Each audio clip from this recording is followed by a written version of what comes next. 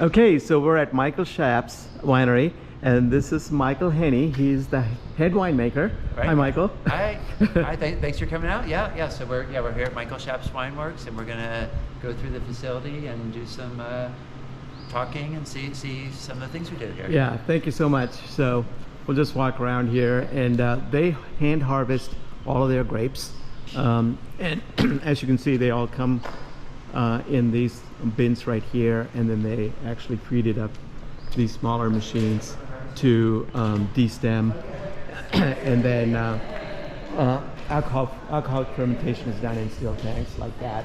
And there's also this press right here that filters out some more. So now we're gonna go in the facility and take a look. So here's one of our main tank rooms. So we're made of stainless steel and oak barrels. What's going on today is we're doing a rack return where this is a 10-barrel lot that was rack to tank. Then we clean and steam the barrels before bringing the red wine back to barrel. Just kind of helps part of the aging process, helps it soften out, get a little air exposure, and do a little blending at the same time. So Michael, what kind of barrel is this? Yeah. So let's see. We'll be able to see from the other side. Actually, let's walk down here. Okay. Yeah, we work with almost exclusively French oak here. Yep. So this cooper is called Demi. They're a French cooperage in Meursault, and they make a barrel called Demi Rouge. It's for high-end wines. Okay. And this barrel we give like some subtle oak flavors to it, but we're really looking for like softness and length that it brings to the wine. So about medium toast on all of these? Yes. Pretty much, yeah. Okay. Yeah. All right. Perfect. Cool. And so all your aging is done over here? Yeah. This is our aging. All these barriques. That's right. Yeah. So these are what, 250s or 225 liters. 225s. Yeah, these are all about Bordeaux shape, where they're like a little bit longer and a little thinner. And then when we get to the whites, we'll have more of the Burgundy shape, which are 228 liters each. So this is French wood, but it's made here in the States? No. So this is a Richelieu barrel that's made by Gosh, I'm gonna get in trouble. Beyond, I think it's Beyond. Also in Burgundy. Okay. That's great for reds. I've got some Nadalier barrels and Nadalier's Bordeaux cooperage. And with all these barrels, we attempt to match them up with the wine we're making. So Okay, perfect. This is oh yeah, this is our lab. That looks very familiar. You okay for a lab visit? Sure. Come on in. Hello. The timer's just about to go off. How are you? Ram is right. I'm Ram, and what's your name? I'm Jesse. Jesse? So Ram, he's did a harvest in Puglia in Italy, and loves wine, and check out this place. So excellent. Yeah. So tell me about this machine, though. This looks. I'm gonna have to put you on pause. No worries. I'm sorry. I don't. Yeah. Oh, no, you're fine. So one of the activities we do for all the wines every month is to run free SO2s, VA, and pH on them. So I think that's what Jesse it's kind of just a little monthly check. Make sure to taste everything every month. So So we give this chance to taste each lot once a month and just kind of make sure. Oh, okay. So this machine actually would give you all the acidity, the pH levels, and all of that, or not really? Here, what we're looking at is concentrations of different things. We're running our pHs and TAs by hand with the pH meter in our secondary lab. Okay. But with the spectrophotometer, we do enzymatic assays that give us an exact concentration of malic acid, residual sugar, and volatile acidity acetic acid levels. And then you're talking about like nitrogen during harvest, so she'll run yeast assimilable nitrogen during harvest. So we can calculate the yin and see what nutrients we need to add. So and it's all automated. Is this a U.S. company, Chemwell? They're a West Coast based company. They're out in California. Yeah, cool. So how many samples can you run at a given time? It's kind of what's good about the automated thing is that you can run like a set of 10 samples, and those are going. You gather more, and more stuff comes in. So you can kind of continuously run. And there's 96 wells in a plate, so once you fill up the 96 wells, you have to change the plate out. But you can kind of, you can have a set of VA samples running and then go back, collect more, set them up, and have multiple things going on at once. So. But it's neat. Very good. Yeah. Very good.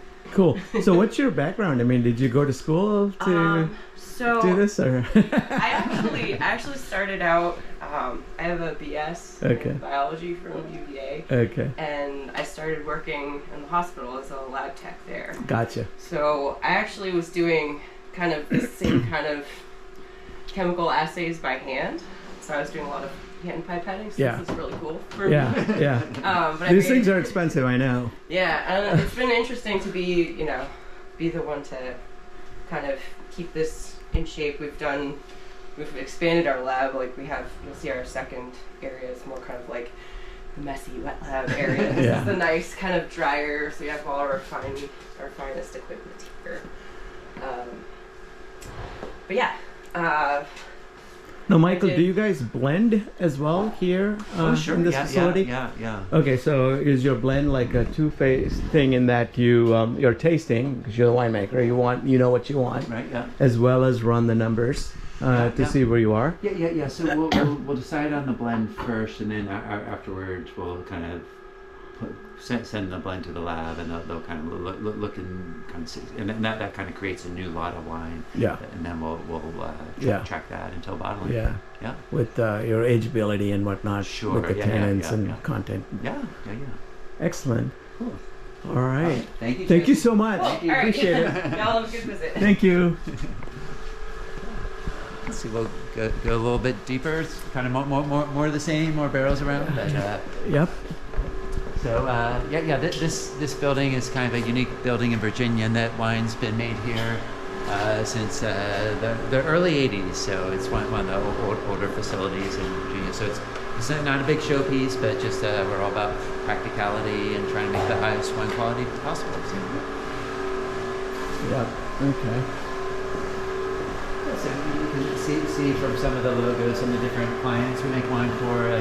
Shenandoah Valley. This is actually a winery that we own out in the Shenandoah Valley.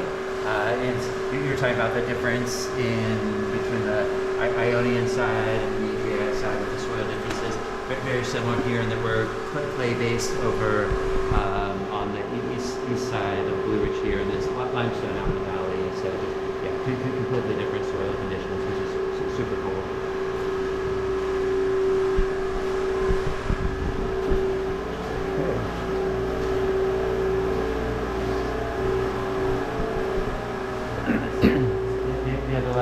So there's the other lab. Okay.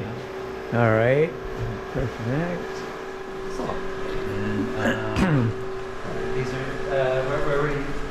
these are mostly white wine barrels back here. So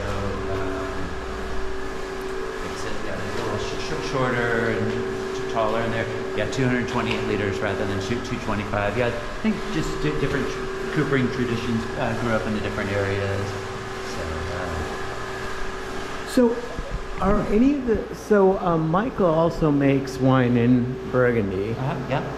That's completely produced over there and then just shipped over here in bottles, or it's produced and bottled over there. Okay. And then it'll be shipped. And then shipped over A here. portion will be shipped over here for sale. And what's one really cool thing with having the winery in Virginia and Burgundy is he'll ship some Burgundy wines over here, and he'll ship some Virginia wines over there. And they like it there. Yeah. I think it sells. Yeah, it sells, and I think it's just really curious. Like, okay, you've got this Burgundian winemaker. He makes wine in Virginia. What's Virginia? What do you do there? So and a whole different style. And Michael's daughter, Hannah Shaps, runs that place. So y'all should go visit sometime. Yeah. Never been to Burgundy. I've been to everywhere. We've been everywhere else in France, but not Burgundy. If one place needs to be the center of the wine world, Burgundy could be it. So. Yeah. So Awesome. That's kind of what we got going on here. Okay, so what are you doing in this big tank here? This is So during fermentation, just here we are in early May. All of our tank fermented whites and rosés have been bottled at at this point. But we use these to ferment. There might have been like a big tank of Viognier here and a big tank of Rosé over here. So yeah, this is our largest tank back here. Yeah. 12,000 liters. So yeah, and these for sure are all hooked up to glycol or something like that. Yeah, so there's no cooling elements around this, so you can't really. Yeah, so these you've got the 3-inch lines. One run the cold glycol. Okay. And then we can program here with the solenoid like, hey, we want you to open up when the temperature's above 60 or whatever. Right. So yeah, we're really able to kind of tune that in. Because what I've seen over there in Puglia is that they have these little pipes running across. If they want to cool it down, and then they can pump cold water in here to cool it down. Especially with more of not necessarily organic, but sulfite-free white wines. One of the ways they kill malolactic fermentation is by freezing it. Got it. Yeah. Deep freeze it. Yeah. Okay. And then kill the bacteria from that point on. Yeah, And then okay. This winemaker makes some of those wines as well. So that's what I was just Fun. curious about that. Great. Yeah. Okay. So this is, I mean, it's a large facility, but not like super large. Right. You guys, Yeah. So yeah, keeps us busy, but yeah. Very good. Excellent.